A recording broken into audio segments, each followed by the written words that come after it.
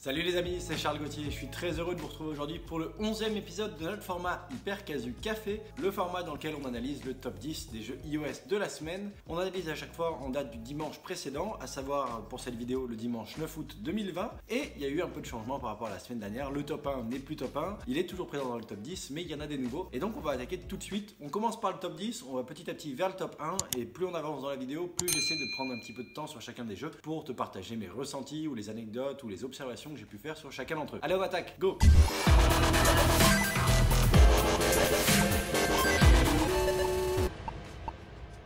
Alors les amis, pour cette semaine, le top 10 est un jeu qu'on a déjà pas mal vu dans les épisodes précédents. C'est le jeu Roblox de l'éditeur Roblox Corporation. Donc c'est un jeu qui n'est pas réellement hyper casu, qui est un jeu beaucoup plus complexe, beaucoup plus évolué, beaucoup plus complet que les mécaniques hyper casu qui sont focus sur une seule mécanique en général ou un mélange de 2-3 mécaniques maximum. Ici on a un jeu qui est vraiment sur un objectif différent, beaucoup plus mid-core. Donc je vais pas m'attarder beaucoup plus dessus. Bien évidemment, comme tu peux voir dans la vidéo à côté de moi, il y a plein de jeux différents au sein de ce jeu. Donc je vais pas m'attarder dessus. C'est pas du tout le style de jeu que nous on aborde dans l'hyper casual gaming, donc je te laisse en tirer des conclusions, observer les mécaniques de jeu. C'est un jeu qui fait ses preuves bien évidemment, mais on va pas trop passer de temps dessus vu que ce n'est pas un pur hyper casual. On va donc passer au top 9 de la semaine, et le top 9 de la semaine est un nouveau jeu, on n'en a jamais entendu parler. C'est un jeu de l'éditeur Popcore GmbH et c'est le jeu Split It Right. Alors comme tu peux le voir sur la vidéo à côté de moi, ce jeu s'apparente beaucoup au jeu de tri qu'on a pu voir dans les semaines et mois passés. C'est une tendance qui est actuellement sur le marché. On a vu avec Tangle Master 3D qu'il fallait démêler des genres de lacets. On a vu avec Sortie de Supersonic Studio qu'il fallait trier des objets, des billes dans différents tubes à essai pour mettre les mêmes couleurs au même endroit. Et là on se retrouve avec quelque chose d'un petit peu similaire basé sur cette logique mais avec des liquides. Donc on a des différents flacons, différents récipients, différentes éprouvettes ou tubes à essai ou différentes variantes de récipients, et on doit essayer de répartir le liquide en respectant les niveaux indiqués sur chacun des tubes ou sur chacun des récipients. Bien évidemment, ça demande de pouvoir bien s'organiser pour essayer de bien répartir les différents éléments. Bon, dans la vidéo à côté de moi, tu peux voir que le mec force un petit peu à faire les choses qui sont fausses. Bon, comme beaucoup de publicité, c'est souvent le cas, on montre souvent un côté un petit peu négatif de l'expérience de jeu plutôt que le meilleur possible. Je sais pas pourquoi, mais ça doit être un hack mental, tout simplement parce que les joueurs savent comment faire mieux et du coup ont envie de télécharger le jeu pour pouvoir y jouer et faire mieux que la vidéo. Donc bon, voilà la vidéo à côté, c'est une vidéo publicitaire à la base, c'était pas une vidéo de gameplay.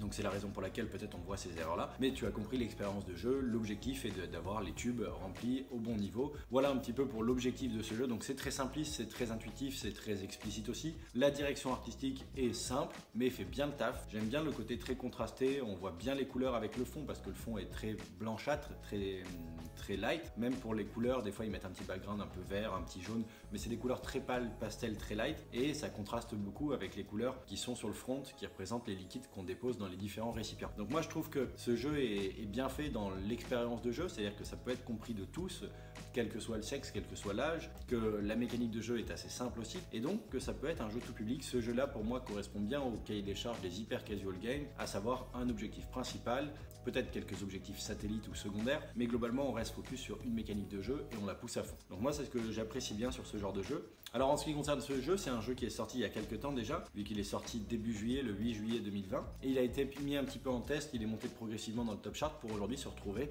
dans le top 10 du classement des jeux. Donc bravo à Popcore pour avoir fait cette belle percée. Je ne sais pas trop ce que va donner ce jeu dans les semaines à venir, est-ce qu'on va encore le voir dans le top chart? N'hésite pas à me partager ton ressenti dans les commentaires, ça me ferait plaisir d'avoir ton avis. Voilà donc pour le top 9, on va passer au top 8 de la semaine. Le top 8 est un jeu qu'on connaît déjà bien, ça fait quelques semaines qu'on le voit dans le top chart. C'est le jeu Tie Dye de l'éditeur Crazy Labs. Donc je sais pas si tu te rappelles, dans les épisodes précédents, on avait vu que ce jeu-là était sorti en même temps qu'un jeu de vaudou qui s'appelait Tie and Die, et qui était deux jeux très similaires, même si la représentation de la teinture du t-shirt était différente, ça restait un jeu où on devait teindre le t-shirt. Donc aujourd'hui et depuis quelques semaines, on voit que c'est Tie Dye de Crazy Labs qui reste dans le top chart, alors que celui de Vaudou est sorti du top 10. Mais voilà, j'ai pas grand chose de plus à te dire sur ce jeu par rapport aux précédents épisodes où on a pu le voir. Moi j'aime particulièrement le contraste visuel de ce jeu-là. Comme j'ai pu te le répéter dans beaucoup de mes vidéos, c'est le gameplay qui fait le succès d'un jeu, ce n'est pas le visuel. Mais c'est toujours très intéressant de voir quelle direction artistique ou quel polishing, quel niveau de polishing les éditeurs ou les créateurs de jeux en lien avec les éditeurs ont pu mettre dans leur jeu qui font des hits.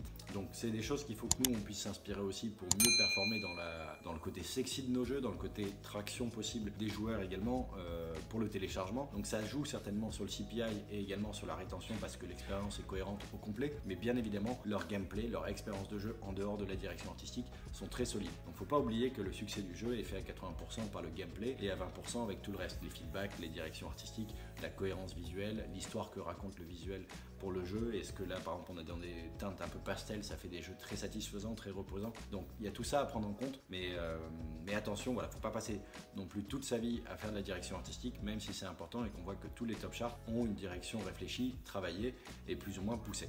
Voilà un petit peu ce que je peux te partager sur ce jeu-là. Sinon, je t'invite à voir les épisodes précédents de ce format. Il y a déjà plusieurs semaines qu'on voit passer ce jeu-là. On va donc passer au top 7 de la semaine. Le top 7 de la semaine, c'est également un nouveau jeu, un jeu qu'on n'avait pas encore vu par le passé. C'est le jeu Stairway to Heaven avec un point d'exclamation de l'éditeur Lion Studio, un éditeur très connu sur les jeux hyper casual, qui utilise quand même des mécaniques un petit peu nouvelles aussi pour certains. Ils ont fait Save the Girl, ils en ont fait d'autres aussi, où c'est plutôt des genres de quiz. Et on voit que là, ils réutilisent cette mécanique de quiz dans un jeu un petit peu nouveau. L'idée c'est de monter des marches tout au long de sa vie. On commence bébé, on devient adolescent ou jeune ado, puis adulte et ainsi de suite jusqu'à, j'imagine, personne âgée. Je ne suis pas allé jusque là dans le jeu. Et à différentes marches, on a un quiz qui pop auquel il faut répondre. Si on répond bien, on monte quelques marches. Si on répond mal, on descend quelques marches. Et l'objectif, c'est un peu de progresser tout au long du chemin de sa vie et de répondre aux différentes questions pour avancer dans le jeu. Donc on est vraiment sur un jeu de quiz plutôt qu'une mécanique hyper casual de type arcade. Et c'est des tendances qu'on voit de plus en plus sur le marché. Donc moi je suis pas un grand fan de ce genre de jeu de quiz, mais on voit qu'il y a un besoin marché, les joueurs attendent ça, ou une population du marché attend ce genre de jeu. Ce n'est pas pour rien que ces jeux arrivent à être dans le top chart et à générer des centaines de milliers de téléchargements, des millions de téléchargements, voire des dizaines de millions de téléchargements pour certains. Donc il y a un besoin marché. Donc si jamais ce genre de jeu toi t'intéresse, je t'invite évidemment à décortiquer les différents hits des 6 mois passés qui ont utilisé ces mécaniques de quiz. On voit que c'est de plus en plus présent. Donc voilà un petit peu ce que je peux te partager sur celui-ci. Je suis très curieux de voir ce qu'il va donner dans les semaines suivantes parce qu'il est monté progressivement sur la fin du mois de juillet dans le top chart. Pour le moment, il y est. On verra bien combien de temps il y reste. N'hésite pas à me dire également en commentaire ce que toi tu penses de ce genre de jeu de type quiz et de celui-ci particulièrement. Donc voilà pour le top 7 de cette semaine. On va donc passer au top 6. Le top 6 est un jeu qu'on a déjà vu également dans les semaines passées. C'est le jeu Brain Game Test de l'éditeur Matchingham Games Limited. Donc c'est un jeu qu'on a déjà pas mal vu. Je te mets une petite vidéo à côté de moi. C'est encore une fois un jeu de quiz avec différentes réponses. Donc on reste dans le même style que le jeu précédent.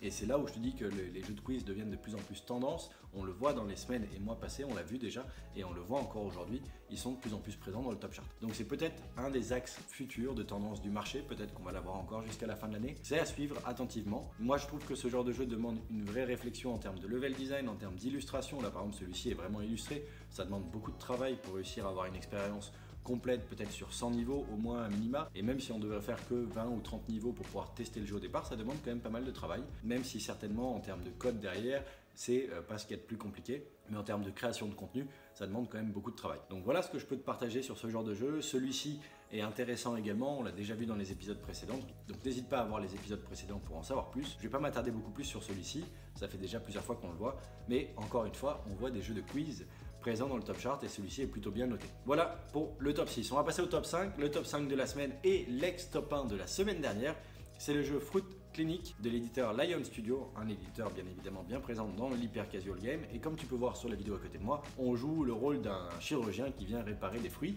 ou des légumes, et je trouve ça assez intéressant parce que c'est tout public du coup de faire des opérations sur des fruits, sur des légumes. Je me demande s'ils ne sont pas inspirés de vidéos de raisins ou de chirurgiens qui font des opérations sur des tout petits fruits et qu'on a pu voir sur les réseaux sociaux. Je sais que beaucoup de créateurs de jeux surfent sur des tendances de vidéos qu'on peut voir sur les différents réseaux sociaux, et je trouve que celui-ci est assez bien réussi. J'aime encore une fois beaucoup le contraste visuel. On peut voir qu'il y a toujours une couleur un peu pastel en background, cette fois-ci elle est un peu plus soutenue que sur les jeux précédents, et que le front, donc l'expérience de jeu, là où on a le gameplay, est encore plus contrasté. Enfin, il y a un vrai contraste qui est créé entre les deux, avec des couleurs beaucoup plus puissantes.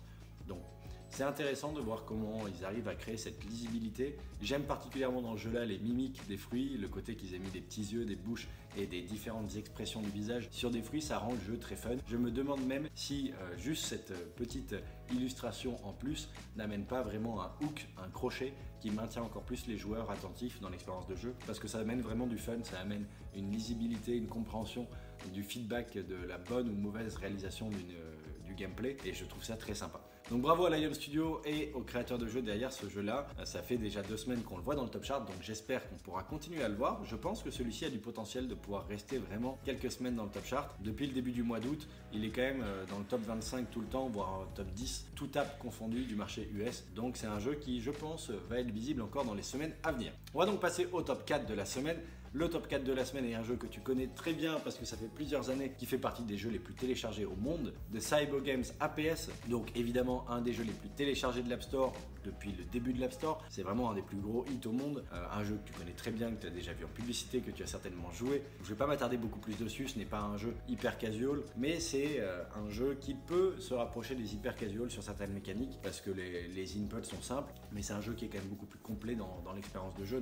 Donc je ne le mettrai pas directement dans la catégorie de l'hyper casual, même si les mécaniques de jeu ou le gameplay, les inputs et autres peuvent s'y prêter. Donc voilà, je passe pas beaucoup plus de temps dessus, c'est un jeu hyper connu. On va tout de suite passer au top 3. On arrive sur le podium de la semaine et le top 3 est un jeu de notre cher éditeur français Vaudou. C'est le jeu Cube Surfer avec un point d'exclamation, un jeu qu'on a déjà vu plus d'une fois. C'est un jeu dont je te parle souvent parce que je trouve qu'il est très intéressant à décortiquer, à reverse engineer et à analyser. J'aime beaucoup la direction artistique qu'ils ont pu mettre dedans, mais en plus de cette direction artistique, j'aime particulièrement le gameplay et la profondeur du gameplay. C'est-à-dire qu'on peut prendre du plaisir en étant un joueur assez méticuleux, assez attentif, assez challenger, tout comme on peut prendre du plaisir si on est dans un jeu et qu'on prend un peu plus en mode satisfaction et qu'on se met pas des objectifs de dingue. Donc ça plaît à beaucoup de joueurs, je suis convaincu que la rétention de ce jeu est très importante. Je pense également que le coût d'acquisition de ce jeu est relativement faible, tout simplement parce qu'il est très intuitif, qu'il est sexy et que chaque petit feedback qu'ils ont pu dimensionner est fun. Moi je trouve que ce jeu est très bien fait, donc je t'invite sérieusement à le décortiquer davantage. Ils ont un endgame aussi qui est très puissant vis-à-vis du gameplay principal du jeu, qui amène une vraie profondeur sans changer le gameplay, mais qui amène une nouveauté dans l'expérience de jeu et beaucoup plus de reward aux joueurs qui aiment prendre des risques. Donc j'aime beaucoup ça, moi. Je trouve que ça permet de maintenir en éveil les joueurs les plus challengers, tout comme ça permet de maintenir longtemps dans l'utilisation des joueurs qui sont un peu moins challengers. Donc bravo à Vaudou pour continuer de pousser ce jeu-là dans les top charts depuis plusieurs semaines maintenant. Bravo, bravo. Voilà pour le top 3. On va passer au top 2. Le top 2 est également un jeu de Vaudou. C'est le jeu Scribble Rider. On l'a déjà vu la semaine précédente et la semaine passée. C'est un jeu qui utilise la mécanique de drawing. On l'avait vu avec Draw It ou avec d'autres jeux. Cette mécanique est très intéressante, moi je trouve. Elle est aussi tendance actuellement, peut-être pas autant que les quiz, mais il y a une vraie tendance sur comment je peux dessiner un objet qui va me permettre d'être utilisé dans le gameplay. Donc c'est souvent évidemment avec des véhicules parce qu'on va modifier les roues. Par exemple, on va pouvoir faire un rond pour faire une vraie roue, on va pouvoir faire une droite pour faire comme si on avait une planche et qu'on tourne. Donc bien évidemment, si on passe dans l'eau, ça nous fait avancer plus vite, comme si on avait des hélices, ou comme si on était la roue d'un moulin. Évidemment, ça marche moins bien sur la route dure. Donc sur la route dure, il faudrait mieux avoir une roue, donc il faut dessiner un cercle. Bref, tout ça, je trouve très intéressant. Idem, si on est sur de la glace, il faut peut-être avoir une simulation de roue cloutée, donc peut-être dessiner une étoile permet d'avoir ces côtés un peu dentelés de l'engrenage ou de la roue avec des pics, et ça fait bien l'effet. Donc c'est intuitif. En plus, les collisions physiques sont assez sympathiques, ça amène du fun dans le jeu. Donc je trouve que ce jeu est très bien mené. Bien évidemment, Vaudou font des hits très sympathiques, donc ça m'étonne pas qu'ils soient dans le top chart. Vaudou a une capacité d'analyse Vaudou a une très grande capacité d'analyse pour isoler les meilleurs candidats parmi tous les tests qu'ils font. Et évidemment, quand un jeu est poussé dans le classement mondial, c'est en général que c'est un très bon jeu. Donc encore une fois, on voit un très beau jeu de la part de Vaudou, et je tiens à féliciter donc Vaudou et les créateurs de jeux derrière ce jeu-là, qui pour moi est certainement un peu novateur aujourd'hui, même s'il se base sur des mécaniques qu'on a déjà vues par le passé avec Draw It, avec Drawcar 3D et d'autres jeux du type. Donc voilà ce que je voulais te partager sur ce top 2 de la semaine. Bravo à Vaudou encore une fois, cette mécanique de jeu est très bien maîtrisée et très agréable. Donc je suis curieux de voir jusqu'à quand il va rester dans le top chart, mais je pense qu'on va le voir encore souvent. Et pour le top 1 de cette semaine, on termine avec le jeu Madden NFL 21 Mobile Football. Donc un jeu de Electronic Arts, donc c'est un jeu qui n'est pas du tout un hyper casual game, c'est un jeu beaucoup plus mid-core, voire AAA autour de l'expérience du football américain. Peut-être pourquoi il est dans le top chart actuellement, je ne sais pas. Est-ce qu'il y a des matchs importants actuellement aux US? C'est possible. Est-ce qu'il y a une grande tendance de match qui est en train d'arriver, ou est-ce qu'il y a une actualité qui fait que les téléchargements ont réaugmenté là-dessus? Je ne sais pas. En tout cas, c'est un jeu qui est sorti en mai 2020. C'est sa dernière mise à jour d'ailleurs. Donc pourquoi aujourd'hui il est visible dans le top chart, je ne sais pas trop. Je serais très curieux de savoir. J'ai pas une grande culture du football américain, j'ai pas suivi l'actualité non plus, donc n'hésite pas à dire en commentaire si tu as plus d'infos là-dessus. Alors je vais pas passer trop de temps non plus sur ce jeu, c'est pas un hyper casual, comme tu peux voir dans la vidéo à côté de moi, c'est un jeu qui a rien à voir avec les tendances hyper casual, c'est pas un jeu qu'on pourrait être capable de développer tout seul ou en petite équipe, donc je m'attarde pas beaucoup plus dessus. Je sais pas si on le reverra dans le top chart la semaine prochaine ou au même niveau. En tout cas cette semaine on avait quand même pas mal de jeux hyper casual game. On avait également des nouveaux concepts qu'on n'avait pas vus dans les semaines passées, donc je pense que c'est une semaine intéressante. On remarque tout de même que les mécaniques de drawing ou que les mécaniques de quiz sont de plus en plus présentes dans les top charts et que les tendances hyper casual avec des couleurs pastel et surtout un très bon contraste entre les éléments de gameplay et les éléments de décor, c'est des tendances graphiques qui se répètent aussi. Donc je trouve que c'est très intéressant, on a une belle semaine avec des jeux hyper casual, avec des jeux plus mid-core, un peu plus poussés, avec plus de contenu, pas mal de jeux quiz, donc voilà, une semaine particulière, pleine de variétés. J'espère que cette vidéo a pu te plaire et que ce top chart t'a intéressé. N'hésite pas à me dire en commentaire quel jeu t'a le plus inspiré, quel type de jeu tu aimerais créer à l'avenir aussi, et bref, qu'est-ce que tu peux tirer comme conclusion de ces top charts. C'était en tous les cas un énorme plaisir pour moi de vous faire cette nouvelle vidéo pour cet épisode 11. On se retrouve pour l'épisode 12 mercredi prochain dans une semaine, et d'ici là on se retrouve vendredi et dimanche. Je te remercie de m'avoir écouté, c'était Charles Gauthier en direct des locaux. Je te dis à très vite pour la prochaine vidéo. Ciao.